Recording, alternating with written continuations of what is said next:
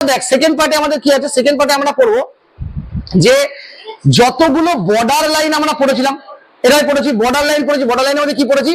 ভারতবর্ষের land boundary. ভারতবর্ষের land boundary কত কিলোমিটার বলেছিলাম মনে আছে? 15,200 কিলোমিটার। অর্থাৎ এ পাশে গুজরাট থেকে শেষ হচ্ছে, এ পাশে মায়ানমার পর্যন্ত, মধ্যখানে যদি ডিস্টেন্সটা দেখিস তাহলে এখান থেকে এখানে ডিস্টেন্স হচ্ছে কত? 15,200 কিলোমিটার। আর একই রকম ভাবে যদি আমরা ভারতবর্ষের উপকূলটাকে টোটাল কানেক্ট করি, এই টোটাল উপকূলটাকে কানেক্ট করি ইনক্লুডিং আন্দামান নিকোবর এবং লাক্ষাদ্বীপ, এটা যদি ক্যালকুলেট করি এই টোটাল মানটা দাঁড়াবে 7,516.6 কিলোমিটার। ইনক্লুডিং, পরীক্ষার সময় মনে রাখতে হবে যে ইনক্লুডিং দ্বীপ, যতগুলো আইল্যান্ড আছে আইল্যান্ড গুলোকে যদি আমি কানেক্ট করাই সমস্ত উপকূল রেখাটাকে দৈর্ঘ্য দাঁড়াবে 7,516 কিলোমিটার। এবার এক্সক্লুডিং দ্বীপ, অর্থাৎ আমি দ্বীপগুলোকে বাদ দিয়ে দেবো, কোন কোন জায়গায় এইটা থাকতে পারে 6,300 কিলোমিটার, কোন কোন জায়গায় এটা থাকতে পারে 6,200 কিলোমিটার। এইটা কিন্তু থাকে, আইদার 6,300 থাকবে অথবা 6,200, দুটোই কারেক্ট, দুটোই কারেক্ট, 19-20 হতে পারে, এটা নিয়ে কোনো ব্যাপার নেই। তাহলে আমার গুজরাট থেকে শুরু করেছি, ওয়েস্ট বেঙ্গলে গিয়ে আমাদের এখানে শেষ হয়ে গেছে টোটাল আমাদের উপকূল রেখাটা। এখান থেকে এখানে যদি কানেক্ট করাই তাহলে আমার বেরোবে কত? 6,200 বা 6,300। কিন্তু আমি আন্দামান নিকোবর দ্বীপপুঞ্জ এবং আমি যদি লাক্ষাদ্বীপকে কানেক্ট করিয়ে নিই তাহলে মানটা টোটাল বেরোবে 7,516। তাহলে 6,300 থেকে 7,516 আমাকে বাদ দিয়ে দেবো, তাহলে যত আমার আছে বাদ বেরিয়ে সব আইল্যান্ডের হয়ে গেল হিসাব। আমাকে পরীক্ষার সময় বলতে পারে শুধু দ্বীপপুঞ্জের উপকূলের দৈর্ঘ্য কত, তুই পড়ে গেছিস দুটো 6,300 7,516, তোর পরীক্ষা গিয়ে দিল যে দ্বীপপুঞ্জের দৈর্ঘ্য কত, তুই জানিস না। এমা এটা কি হবে?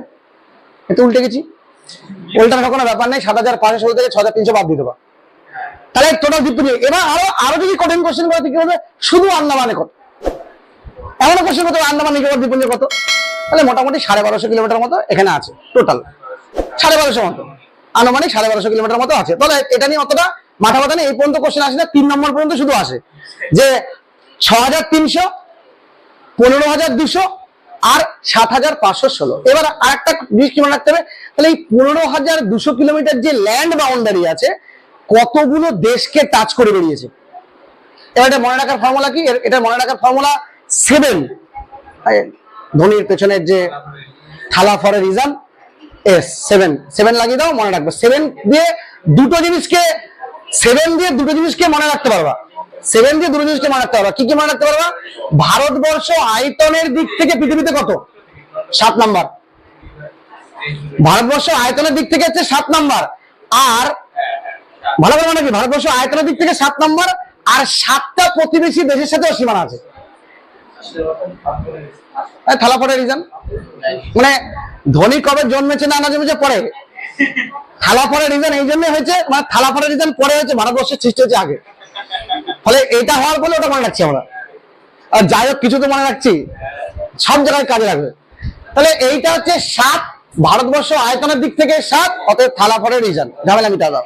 তাহলে এইটা আমাদের মিটে গেল। এবার দেখ এখানে বলতে হবে কি, সব দুটো প্রশ্ন এখানে খুব ইম্পর্টেন্ট আসে, যে সবচেয়ে দীর্ঘতম সীমারেখা কার সাথে আছে, সেটা উপকূলে হতে পারে, সেটা আমাদের ল্যান্ড বাউন্ডারি হতে পারে। সবচেয়ে দীর্ঘতম সীমারেখা কার সাথে আছে? এই যে এখানে আছে, যে দেশটার নাম, সেই দেশটা কাংলা। হ্যাঁ, 4,096 কিলোমিটার, 4096। সেকেন্ডে কি আছে? সেকেন্ডে অবশ্যই, সেকেন্ডে চায়না, থার্ডে অরুণাচল প্রদেশের পার্টটাতে আছে এবং চায়নার পার্ট 3 নম্বরে আছে পাকিস্তান। এবার দেখ তাহলে 4,096 কিলোমিটার আমার মনে রাখতে হবে। সবচেয়ে কোন দুটো মনে আছে? সবচেয়ে বেশি কোথায় আছে, সবচেয়ে কম কোথায় আছে? সবচেয়ে বেশি আছে কত? 4,096। সবচেয়ে কম আছে আফগানিস্তানের সাথে 106 কিলোমিটার, 106, 106 কিলোমিটার মাত্র বর্ডার আছে। আর ডুরান্ড লাইন 106 কিলোমিটার এখানে আমাদের আছে। কি মনে রাখতে হবে? 4,096 কিলোমিটার বাংলাদেশের সাথে, আর আফগানিস্তানের সাথে হচ্ছে 106 কিলোমিটার। আর একই রকম ভাবে উপকূলের মধ্যে আরেকটা কোশ্চেন আছে, কোন 3টে টোটাল জায়গা আছে যে জায়গাতে ভারতবর্ষের সাথে অন্য দেশের সীমারেখা আছে কিন্তু কোনো ল্যান্ড বাউন্ডারি নেই? ভালো করে খেয়াল করে দেখবি, সবার প্রথম দেশ হচ্ছে শ্রীলঙ্কা, শ্রীলঙ্কার সাথে কোনো ল্যান্ড বাউন্ডারি নেই। 2 নম্বর দেশ হচ্ছে মালদ্বীপ, মালদ্বীপের সাথে কোনো ল্যান্ড বাউন্ডারি নেই। 3 নম্বর দেশ হচ্ছে ইন্দোনেশিয়া, ইন্দোনেশিয়ার সাথে কিন্তু কোনো ল্যান্ড বাউন্ডারি নেই। না ওখানে আবার সেই সাম্বরো চাইল্ড ফাইল অনেক ব্যাপার আছে, প্যারালাল টেনে ফেনে আলাদা করে রেখেছে, কিন্তু তবুও যদি আমাদের কাছাকাছি যদি দেখিস প্রতিবেশী রাষ্ট্র হিসেবে ধরিস, প্রতিবেশী রাষ্ট্রের মধ্যে দুটো রাষ্ট্রকে ধরতে পারিস, মালদ্বীপ ধরতে পারিস এবং শ্রীলঙ্কাকে ধরতে পারিস। তাহলে মালদ্বীপ এবং শ্রীলঙ্কা এই দুটো যে আছে তার মধ্যে কিন্তু কোনো ল্যান্ড বাউন্ডারি নেই। প্রশ্ন কিন্তু খুব সিম্পল, মনে রাখা কিন্তু, মানে ল্যান্ড বাউন্ডারি নেই মানে পরীক্ষা লিখে দেবে নিম্নলিখিত দেশগুলির মধ্যে, একদম সাধারণ কোশ্চেন কিন্তু, নিম্নলিখিত দেশগুলির মধ্যে কোনটি ভারতবর্ষের সাথে স্থলভাগ সীমানা শেয়ার করে না? স্থলভাগ সীমানা শেয়ার করে না, জানি তো না স্থলভাগ সীমানা। কিন্তু তোর শ্রীলঙ্কার যে জলের মধ্যে রয়েছে এটা আমার খেয়াল নেই, আর 20 লাখ লোক নিয়ে মালদ্বীপ ভারতবর্ষকে গরম দেয়, তাদের কথাও মনে নেই। কি বললাম কথা বলি, যার পয়সায় ওদের ইকোনমি চলে তাদের গরম দেয়। বাংলাদেশটা ছেড়ে দে, ও তো ধর মানে বাবার পরে কি হয়, বাবার ছেলে তার ছেলে, মানে কি হিসাব হয় মানে কোনো হিসেবে নেই। দুটো দেশ আমাদের আশেপাশে আছে, যে দুটো দেশ চাঁদ আর সূর্য ছাড়া নিয়ে চলে না। কি বললাম কথা বলছি, আমরা এখন আদিম যুগে পড়েছি চাকা নিয়ে ঘুরছি, ওরা হয় চাঁদ নয় সূর্য। একজন বলছে তুই চাঁদ নিয়েছিস, আমি তাহলে সূর্য নিয়ে নিই, সে পতাকায় থাকুক কিন্তু নেবো। ঠিক আছে, এবার তো ভালো করে দেখ, এই যে হ্যাঁ, আর উপকূল রেখাতে যদি ভাবি, ভারতবর্ষের সবচেয়ে দীর্ঘতম উপকূল রেখা যে রাজ্যে আছে তার নাম হচ্ছে গুজরাট। সবচেয়ে বেশি পরিমাণ উপকূল রেখা শেয়ার করেছে গুজরাট, আর সবচেয়ে কম সবাই জানে গোয়া, একটুখানি উপকূল রেখা পাবো, সামান্য রাজ্যটাই তো ছোট, একটুখানি রাজ্য, অতএব সেখানে আছে গোয়া পাবো। পরীক্ষার সময় এই কোশ্চেনটা আসে যে সবচেয়ে বেশি উপকূল রেখা শেয়ার করেছে কে, উত্তর হচ্ছে গুজরাট। তাহলে আমাদের ইনিশিয়ালি আমরা বুঝতে পেরে গেলাম যে ল্যান্ড বাউন্ডারি এবং ওয়াটার বাউন্ডারিতে কে কে কোন জায়গায় আছে। এবার আমাদের কত ইনফরমেশন এখানে আছে ভালো করে খেয়াল করে দেখ, যে আমরা আরো কি কি ইনফরমেশন পড়েছি ভালো করে আমাকে বুঝতে হবে ইনফরমেশনে কি কি পড়েছি। দেখ, আমাদের র্যাডক্লিফ লাইন পড়েছি, র্যাডক্লিফ লাইন আমরা পড়েছি ম্যাকমোহন লাইন পড়েছি, এলওসি পড়েছি, এলএসি পড়েছি। তাহলে আমাদের গুজরাট থেকে স্টার্ট করে শ্রীনগর পর্যন্ত যে রেখাটা টানা আছে ভালো করে বুঝবি, Pakistan as well as Bangladesh. কেন বলছি Radcliffe line Pakistan as well as Bangladesh? 1947 সালে যখন র্যাডক্লিফ লাইনটা টানা হয় তখন বাংলাদেশের পতাকায় সূর্য আসেনি। কি বললাম কথাটা বোঝা গেছে? তখন বাংলাদেশের পতাকায় সূর্য, অতএব তখন র্যাডক্লিফ লাইনটা টানা হয়েছিল 1947 স্বাধীনতা পায়। 1947 পরিকল্পনার পরে 1948 আস্তে আস্তে 1948 দাগটা পুরোপুরি করে দেওয়া হয়। এর বাড়ির চালের উপর দিয়ে, এর উঠোনের উপর দিয়ে, এর জমির মধ্যে দিয়ে, অর্ধেক জমি বাংলাদেশে, অর্ধেক, মানে এরকম করে টেনেছে লাইনটাকে। তাহলে র্যাডক্লিফ মনে রাখতে হবে, আমাদের আশেপাশে যতগুলো সীমারেখা আছে র্যাডক্লিফ লাইন হচ্ছে আন্তর্জাতিক সীমারেখা, যেটাকে দেশ ভাগ হওয়ার পরে টেনে দেওয়া। যেমন ধর দুই ভাই ছিল, মারামারি করে ফাটাফাটি করেছে, ফাটাফাটি করার পরে বাবা বলেছে ভাই তুই এক কাজ কর, দুই ভাই আলাদা হয়ে যা। তা আলাদা হয়ে যাওয়ার পরে দুজন মিলে উঁচু করে পাঁচিল দিয়েছে, এবং যে জমি বাবার যে জমি ছিল সেই জমি সরকারি মতে ডিভিশন হয়েছে, নাকি নিজেরা ডিভিশন করে নিয়েছে, যে আমার বাবার 2 বিঘা জমি ছিল, এই নে তুই 1 বিঘা, এই নে তুই 1 বিঘা, এবারে 1 বিঘার মধ্যে দিয়ে টানো। এখন থেকে রিসেন্টলি খবর পাওয়া যাচ্ছে যে বাংলাদেশি গুলো পাড়া থেকে গুলি খেয়ে মরছে, কালকে মরেছে একটা। এই যে গুলি খেয়ে মরছে, কোথায় গিয়ে গুলি খেয়ে মরছে? বর্ডারে গিয়ে গুলি খেয়ে মরছে। বর্ডারে গিয়ে কি সত্যি গুলি খেয়ে মরে? দুটো বর্ডারের মধ্যে একটা কমন পয়েন্ট থাকে, ঠিক আছে, যেটাকে বলা হয় নো ম্যানস ল্যান্ড, যেটা আমাদের বাড়ির পাশেও থাকে। দেখবি আমাদের বাড়ি যখন করা হয়, বাড়িটা কিন্তু লোকের বাড়ির সীমানা ঘেঁষে করা হয় না।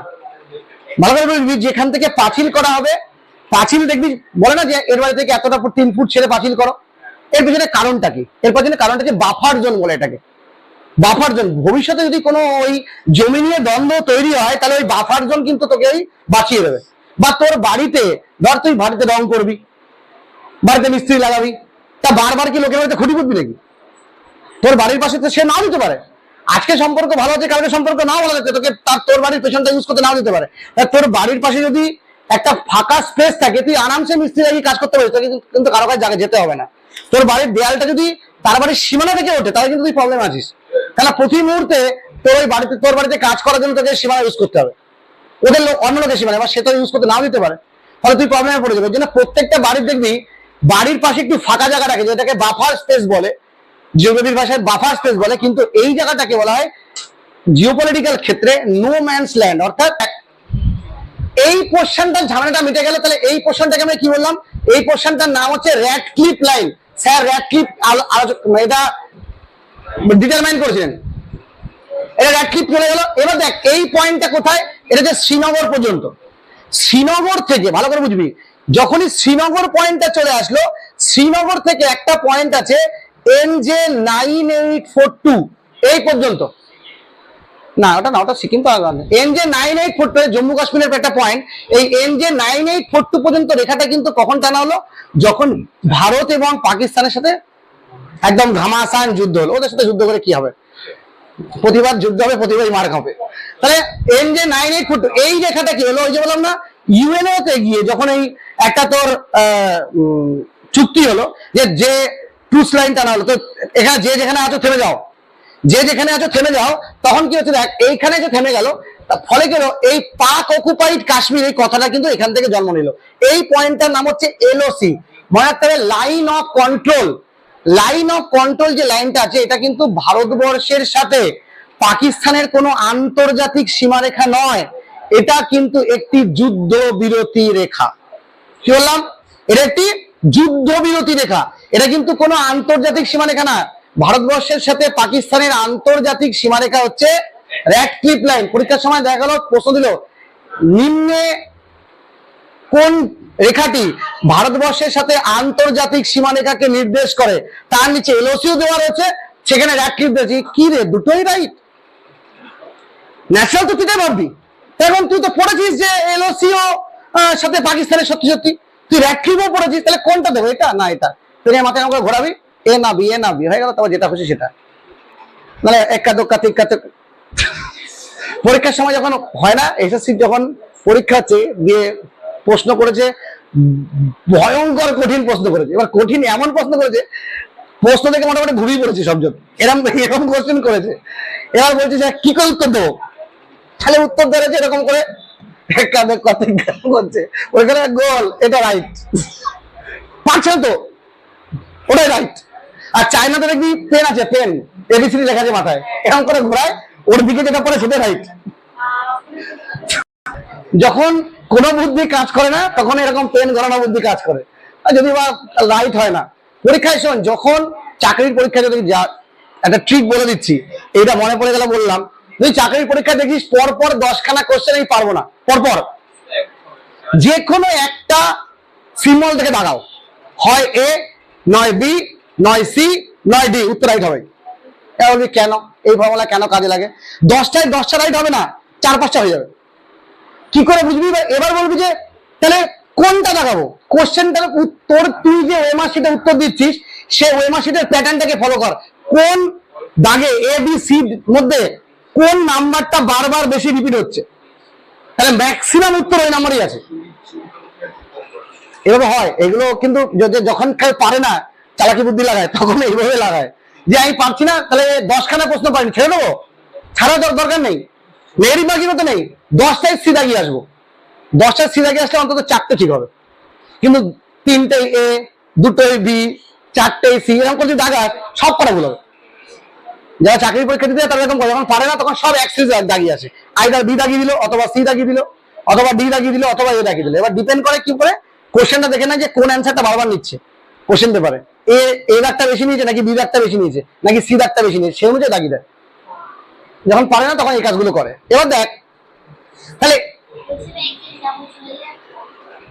এবার দেখ এই যে LOC পেয়ে গেলাম, তাহলে পাকিস্তানের দিকে দুটো বর্ডার কিন্তু ক্লিয়ার হয়ে গেল। এখানে আর একটা বর্ডার আছে, যেটা কার্গিল, যেটা কার্গিল তোর হচ্ছে মানে ইয়ের সময় হয়েছে। ওটা কার্গিলের ক্ষেত্রে কিছু দেখ, কার্গিলের ক্ষেত্রে NJ9842 পর্যন্ত, NJ9842 থেকে ভালো করে বুঝবি, সিয়াচেন অব্দি যে বর্ডারটা রয়েছে, NJ9842 থেকে সিয়াচেন অব্দি যে বর্ডারটা রয়েছে, সেখানেও কিন্তু ওই যে কার্গিল যুদ্ধের সময়টা হয়েছে। এটাকে বলা হচ্ছে, ভালো করে বুঝবি, এই জায়গাটাকে বলা হচ্ছে AGPL, actual ground position line. Actual ground position line, এটা NJ9842 থেকে সিয়াচেন অব্দি টানা আছে। তাহলে পাকিস্তানের দিকে 3টে পয়েন্ট আমাদের পাচ্ছি, একটা হচ্ছে র্যাডক্লিফ, একটা হচ্ছে LOC, একটা হচ্ছে AGPL। তাহলে আমার ভারতবর্ষের মাথা যেটা রয়েছে, ভারতবর্ষের যে মাথাটা রয়েছে সেই মাথাটা কিন্তু আমার ব্লক হয়ে গেল। এরকম ব্লক হলো, এইখান থেকে চলে আসলো এটা র্যাডক্লিফ চলে আসলো, এইখান থেকে শুরু করে এই অবধি যে রেখাটা আছে এটা NJ9842, এই পয়েন্টটা NJ9842 এই পয়েন্টে চলে আসলো। তাহলে এটা চলে গেল LOC, এইখান থেকে এখানে যে রেখাটা গেল এটা চলে আসলো AGPL। তাহলে আমাদের 3টে লাইন ক্লিয়ার হয়ে গেল। মনে রাখতে হবে এর মধ্যে এটাই হচ্ছে আন্তর্জাতিক সীমারেখা, আর এই দুটো কিন্তু আন্তর্জাতিক সীমারেখা নয়, এই দুটো কিন্তু যুদ্ধবিরতি রেখা, বা এটা হচ্ছে সীমান্ত যাতে সুরক্ষা থাকে, এখানে কোনো মারাপিটের কোনো ব্যাপার থাকে না, মানে ইন্টারন্যাশনাল চুক্তি দ্বারা এটাকে এই জায়গায় সীমারেখাগুলোকে স্থাপন করা হয়েছে, কিন্তু এটা কোনো আন্তর্জাতিক সীমারেখা না, যাতে যুদ্ধ না হয় একটা সন্ধি করে লাইনটাকে টেনে দেওয়া হয়েছে। আর এইটুকু হচ্ছে POK, যেটা আমরা বলি POK, আর পাকিস্তান বলে আজাদ কাশ্মীর। এটা নিয়ে গন্ডগোল চলছে, খুব শিগগিরই সমাধান হয়তো হয়ে যাবে। এবার দেখ একই রকম ভাবে চায়নার সাথেও কিন্তু গন্ডগোল রয়েছে, আমাদের সেম গন্ডগোল চায়নার সাথে রয়েছে। চায়নার দিকের বর্ডারটাকে কিন্তু আমরা LOC বলি না, চায়নার দিকের বর্ডারটাকে আমরা বলি LAC। এটা আমরা কবে হারিয়েছি? 1962, 1962 সালে ইন্ডিয়া চায়না যুদ্ধ হয়, ইন্ডিয়া ভয়ঙ্কর ভাবে হেরে যায় যুদ্ধে। 1962 যুদ্ধে ইন্ডিয়া কিন্তু ভয়ঙ্কর ভাবে হেরে গেছে। কেন? ইন্ডিয়ার ডিফেন্স সে সময় ভালো থাকলেও ইন্ডিয়া বিমান বাহিনী ব্যবহার করেনি, ফলে ইন্ডিয়া হেরে গেছে 1962-তে। এলে তখন এই চায়না অনেকটা ভেতরে ঢুকে গেছিল। যদি 1962-তে ইন্ডিয়া জিতে যেত তাহলে হয়তো LAC-টাকে আমাদের মানে হারাতে হতো না। মানে যে এই এটাকে বলা হচ্ছে আকসাই চীন, বলছে না আকসাই চীন, এই যে LAC-র ওপাশটাকে বলা হচ্ছে আকসাই চীন, ওরা বল নাম দেয়। এই LAC-র পাশ দিয়ে যে রেখাটাকে আমরা ভারতবর্ষের সীমারেখা বলে ভাবি, যেটা আমাদের চোখে ভারতবর্ষের উপরের মানচিত্রটা দেখি, যেমন আমি এখানে বললাম র্যাডক্লিফ লাইন বললাম, তাই তো? তাহলে অ্যাকচুয়ালি র্যাডক্লিফ লাইন কোথায়? অ্যাকচুয়ালি র্যাডক্লিফ লাইন কিন্তু এই যে এটা র্যাডক্লিফ লাইন, কিন্তু পরবর্তীতে ঝামেলা হয়েছে, LOC টেনে দিয়েছে, ঝামেলা হচ্ছে AGPL করে দিয়েছে, যে যেমন ভাবে করে নিয়েছে। কিন্তু দেখ এখানেও এই লাইনটাকে কি বলবো? এই লাইনটার নাম হচ্ছে জনসন লাইন। কি বললাম? এই লাইনটার নাম হচ্ছে জনসন লাইন, ওটা মনে রাখলে হবে, অসুবিধা নেই। জনসন লাইন, স্যার জনসনের নাম অনুসারে এই লাইনটাকে উনি টেনেছিলেন। এবার দেখ LAC হয়ে গেল, এই জায়গাটা কোন সেক্টরে মনে রাখতে হবে। প্রশ্ন কি আসতে পারে? তিব্বত লাদাখের মধ্যে সীমারেখা, পরীক্ষার সময় প্রশ্ন আসবে কি তিব্বত এবং লাদাখের মধ্যে যে সীমারেখা, সেই সীমারেখা এটাও কিন্তু যুদ্ধবিরতি রেখা, এটা কিন্তু কোনো পার্মানেন্ট লাইন নয়, কোনো আন্তর্জাতিক সীমারেখা নয়, এটা কিন্তু একটি যুদ্ধবিরতি রেখা, এটা LAC। এখানে মনে রাখবি LAC এবং LOC-র মধ্যে কিন্তু একটা মানে পার্থক্য আছে। LOC-তে কম বেশি গুলি গালা ফায়ার হয়, LAC-তে কিন্তু লাইন অফ অ্যাকচুয়াল কন্ট্রোল, এখানে কিন্তু কোনো গুলি গালা ফায়ার হয় না, এখানে একটা মিউচুয়াল টক হয় সবসময়। কোনো জিনিস যদি গন্ডগোল হয় মিউচুয়াল টক হয়। লাস্ট প্যাংগং শো যে ঝামেলাটা হয়েছিল ওই সময় লাঠি নিয়ে মারপিট হয়েছিল, যেখানে চায়নার প্রায় প্রচুর লোক মারা গেছিল, চায়নার প্রচুর সোলজার মারা গেছিল। এবার দেখ চায়নার সাথে কি শুধু এখানেই বাউন্ডারি না, চায়নার সাথে কিন্তু অরুণাচল সেক্টরে বাউন্ডারি আছে। অরুণাচল সেক্টরে যে বাউন্ডারিটা আছে সেই বাউন্ডারিটাই একমাত্র আন্তর্জাতিক সীমারেখা, যেটা ম্যাকমোহন লাইন নামে আমাদের পরিচিত। এই জায়গাটা কিন্তু 1962-তেই হয়েছে। পরীক্ষার সময় কি কি প্রশ্ন আসতে পারে? ভারত চায়না সীমারেখা লাদাখ সেক্টরে কি নাম? উত্তর হবে LAC। ভারত চায়না সীমারেখা অরুণাচল প্রদেশে কি নাম? উত্তর হবে ম্যাকমোহন লাইন। পরীক্ষায় কোশ্চেন আসতে পারে তিব্বত এবং অরুণাচল প্রদেশের মধ্যেকার সীমারেখা কি নাম? তাহলেও ম্যাকমোহন লাইন। একই উত্তর একই হবে, সেম। অতএব তোকে যদি বলে যে ভারত চায়না তাহলেও তাই হবে, যদি বলে তিব্বত ভারত তাহলেও হবে, যদি বলে অরুণাচল তিব্বত তাহলেও হবে। তুই যেভাবে বলিস না কেন তোমাকে মনে রাখতে হবে শুধুমাত্র আমি একটা অ্যাঙ্গেলে কোশ্চেন মুখস্থ করবো না। আমি কি কোশ্চেন মুখস্থ করবো? আমি মুখস্থ করবো ওভারঅল, যাতে করে আমি একটা পড়বো অল কাজে লাগবে। আমি বলতে পারলাম জিনিসটা, এই বিষয়টা কিন্তু মাথায় রাখতে হবে। এবার দেখ তাহলে ম্যাকমোহন লাইন আমি পেয়ে গেলাম, আর অলরেডি আমরা একটা লাইনের কথা পড়ে নিয়েছি, 106 কিলোমিটার একটা ডুরান্ড লাইন পড়ে নিয়েছি। বাংলাদেশের সাথে যেহেতু বাংলাদেশ 1971-এ হয়ে গেছে, এখন আর র্যাডক্লিফ লাইনের ওখানে কোনো প্রয়োজনীয়তা নেই। র্যাডক্লিফ লাইন আগে ছিল, পূর্ব পাকিস্তান তো আলাদা হয়ে গেছে, আলাদা হয়ে বর্তমানে তোর হচ্ছে বাংলাদেশ নামে হয়েছে। আর পূর্ব পাকিস্তানের পাশে আমরা রয়েছি বলে আমাদের রয়েছি পূর্ব মানে ভারতের অংশ, নাম দিচ্ছে বাংলাদেশের রেসপেক্টে পশ্চিম বাংলা। ভালো কথা, বাংলাদেশের পাশে রয়েছি, পশ্চিমে রয়েছি, এর নাম হচ্ছে পশ্চিমবাংলা। তাহলে এই হচ্ছে আমাদের আশেপাশের সীমারেখা, এবং এটা কিন্তু মনে রাখতে হবে, এটা কিন্তু আমাদের 15,200 কিলোমিটারের যে সীমারেখা, সেই সীমারেখাকে কিন্তু ইন্ডিকেট আমাদের এখানে করছে টোটাল। ম্যাকমোহন লাইন পড়ে নিচ্ছি আমরা। দেখ কত সাল, 1914, sir Henry McMahon. Clear. Arunachal Pradesh, Bharat, চীন, ক্লিয়ার হয়ে গেছে আমাদের। এটা আমরা অলরেডি কিন্তু পড়ে নিয়েছি, ভালো করে খেয়াল করে দেখবি, এটা কিন্তু আমরা অলরেডি পড়ে নিয়েছি যে কোনটা আমাদের কতটা আছে। দেখ র্যাডক্লিফ লাইন, দেখ লেখা আছে কি ভারত, পাকিস্তান, বাংলাদেশ। কেন বাংলাদেশ বলেছে সালটা খেয়াল করে দেখবি, 1947 আছে। 1947 সালে বাংলাদেশের মতো কোনো দেশ তৈরি হয়নি, কিন্তু এখনো বাংলাদেশ যেহেতু হয়ে গেছে, এই জন্য বলা হচ্ছে যে বর্তমান কালের বাংলাদেশ সেই সময় কিন্তু র্যাডক্লিফ লাইনের আন্ডার ছিল, মানে বাংলাদেশের আশেপাশে যে লাইনটা সেটা র্যাডক্লিফ লাইন। এই পাশ দিয়ে টানা হয়েছে, বাংলাদেশ চারদিক দিয়ে 4096 কিলোমিটার টোটালটা র্যাডক্লিফ লাইন। এবার দেখ ডুরান্ড লাইন 106 কিলোমিটার, মার্টিমান ডুরান্ড এনেছে পাকিস্তান, আফগানিস্তান, ভারত, 1983। ক্লিয়ার। এবার দেখ লাইন অফ কন্ট্রোল কত সালে টানা হয়েছে, 1972, 1972 যুদ্ধে ভারত এবং পাক অধিকৃত কাশ্মীর এবং লাদাখ টানা হয়েছে। গেল। দেখ line of actual control Bharat China অধিকৃত 1962। এইবার দেখ 24তম প্যারালাল, 28তম প্যারালাল আর আদম ব্রিজ প্রণালী, এই আমাদের এই জানতে হবে। 24তম প্যারালাল মানে কি 23.5 ডিগ্রি যে অক্ষরেখাটা আছে আমাদের, সেই কর্কটক্রান্তি রেখা বলছি। তাহলে 23.5 ডিগ্রি থেকে 0.5 ডিগ্রি উপরে উঠে যায়, অর্থাৎ কোন জায়গাটা ভালো করে বুঝবি, এইটা আমাদের কচ্ছেন্দ্রন, এই জায়গাটা। এইখান থেকে ভালো করে দেখবি, এইখান থেকে একটা রেখা গেছে আমাদের এইভাবে, এটা হচ্ছে 23.5 ডিগ্রি, ঠিক এর হাফ ডিগ্রি উপর দিয়ে এটা রেখে গেছে, এটাকে বলা হচ্ছে 24 ডিগ্রি প্যারালাল। পরীক্ষার সময় যদি পাকিস্তানের সাথে ভারতের কোনো সীমারেখা দিয়ে থাকে, সেখানে এমনও দেখা যেতে পারে সেখানে আমাদের এলএসইউ নেই, র্যাডক্লিফ লাইনও নেই, কিন্তু 24তম প্যারালাল কথা দিয়ে রেখেছে। কচ্ছেন্দ্রন এরিয়াতে, অর্থাৎ গুজরাটের এই পোর্শনটাতে 24তম প্যারালাল আছে। মনে রাখবে ভারত পাকিস্তানের সীমারেখা কচ্ছেন্দ্রন যে এরিয়াটা আছে, সেই এরিয়াটাতে 24তম প্যারালাল দিয়ে আইডেন্টিফাই করা হয়। কত নম্বর প্যারালাল ভারতবর্ষকে গুজরাটের কাছে পাকিস্তান থেকে আলাদা করে, উত্তর হচ্ছে 24তম প্যারালাল। এগুলো 24তম প্যারালাল আমি এখান থেকে টানলাম। আবার দেখ একই রকম হবে জম্মু কাশ্মীরের কাছে আরো 4 ডিগ্রি যদি উপরে উঠে যায়, দেখ 28তম প্যারালাল ভারত পাকিস্তান, দেখ কাশ্মীরের কাছে। কি বললাম, বোঝা গেল কি বললাম? ভারত পাকিস্তানের কাছে কিন্তু কাশ্মীরের কাছে কিন্তু রেখে রয়েছে। 28তম প্যারালাল কোথায় আছে, 24 এবং 28। মনে রাখবি 24 এবং 28 দুটোই কিন্তু ভারত এবং পাকিস্তানের সাথে সীমারেখা। ভারত পাকিস্তানের সীমারেখা টোটাল 5টা পয়েন্ট মনে রাখতে হবে। কি কি? র্যাডক্লিফ মনে রাখতে হবে, এলওসি মনে রাখতে হবে, এজিপিএল মনে রাখতে হবে, 24তম প্যারালাল মনে রাখতে হবে, 28তম প্যারালাল মনে রাখতে হবে। 24তম প্যারালাল কচ্ছেন্দ্রনের কাছে, 28তম প্যারালাল কাশ্মীরের কাছে। ক্লিয়ার? মিটে গেল। তাহলে এখানে এবার দেখ, আর আদম ব্রিজ প্রণালী মানে কি, শ্রীলঙ্কার কাছে যে জায়গাটা, এই যে প্রণালী কথাটা আমরা আসছে এক্ষুনি, যে এইখানে ভারতবর্ষ শেষ আর এখানে চায়না, সরি এখানে আমাদের শ্রীলঙ্কা। এই যে জায়গাটা, এই জায়গাটা হচ্ছে প্রক প্রণালী। এই পজিশনটা প্রক প্রণালী মানে কি, দুটো বৃহৎ যে জলাধার বা দুটো বৃহৎ সাগরকে যে ছোট্ট জলাভূমিটা কানেক্ট করিয়ে দেয়। দেখ এখানে বঙ্গোপসাগর আছে, বে অফ বেঙ্গল, আর এই পাশে দেখ আরব সাগর আছে। দেখ এই দুটোকে যে কানেক্ট করে দিচ্ছে তার নাম হচ্ছে প্রণালী। কি বললাম, বোঝা গেল? একই রকম ভাবে আরো দুটো লাইন আমরা পড়বো। দেখ ভারতীয় উপদ্বীপ, এই ওয়ার্ডটা আমি পড়েছি, আর দেখ বে অফ বেঙ্গল উপসাগর আমরা পড়েছি, দুটো ওয়ার্ড আমরা পড়েছি। দেখ বে অফ বেঙ্গল, দেখ ভারতীয় উপদ্বীপ যখন পড়েছি, দেখ ভারতকে দেখতে কেমন লাগছে, দেখ এই টোটাল ম্যাপটা আঁকলে পারে ভারতবর্ষকে দেখতে এরকম লাগছে, এরকম কি এরকম করা আছে। তাহলে ভারতের এখানে আছে আরাবিয়ান সি, ভারতের এখানে আছে বে অফ বেঙ্গল, আর নিচে আছে ইন্ডিয়ান ওশান। তাহলে এই দেখ 3 দিক দিয়ে জলভাগে ঘেরা আর একদিকে স্থল।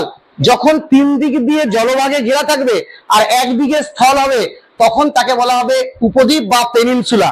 ভালো করে বুঝতে হবে জিনিসটা। যার 3 দিকে জলভাগ দিয়ে ঘেরা আর একদিকে স্থল, সেখানে কিন্তু তাকে বলা হবে পেনিনসুলা। আর ঠিক উল্টো কন্ডিশন, যার 3 দিক দিয়ে স্থলভাগে ঘেরা আর একদিকে জলভাগ ঘেরা, তাকে বলা হবে বে। যেমন বঙ্গোপসাগর। যেমন আমরা তোমাদের দীঘা সমুদ্রে ঘুরতে যাবো, ভুল ওয়ার্ড, দীঘা কোনো সমুদ্রই না, দীঘা হচ্ছে উপসাগর।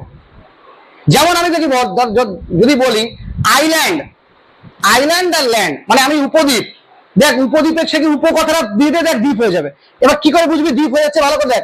উপদ্বীপের সংজ্ঞায় কি পড়েছি, উপদ্বীপের সংজ্ঞাটা পড়েছি যে ল্যান্ডটা 3 দিক দিয়ে জলে ঘেরা, তাকে বলা হচ্ছে উপদ্বীপ। যেমন ভারত। কিন্তু আমি বলছি আন্দামান নিকোবর দ্বীপ পুঞ্জ, দেখ চারিদিক দিয়ে জলে ভরা, যে ল্যান্ডফর্মটা চারিদিক দিয়ে জলে ঘেরা তাকে বলা হবে দ্বীপ, আর যে ল্যান্ডফর্মটা 3 দিক দিয়ে জলে ঘেরা তাকে বলা হবে উপদ্বীপ। একই রকম ভাবে যে জলাশয় বা যে জলাধার বা যে সাগরটাকে 3 দিক দিয়ে তুই মনে রেখেছিস, দেখ এদিক দিয়ে ভারত, এদিক দিয়ে ভারত, এখানে বাংলাদেশ মায়ানমার দিয়ে শেষ করে রেখেছিস, তাহলে এই জায়গাটার নাম আমি কি দেবো? এই জায়গাটার নাম দেবো বে। বে মানে উপসাগর। দেখ আমরা লিখি বাঙ্গাল কি খাড়ি বা বে অফ বেঙ্গল, বঙ্গ উপসাগর,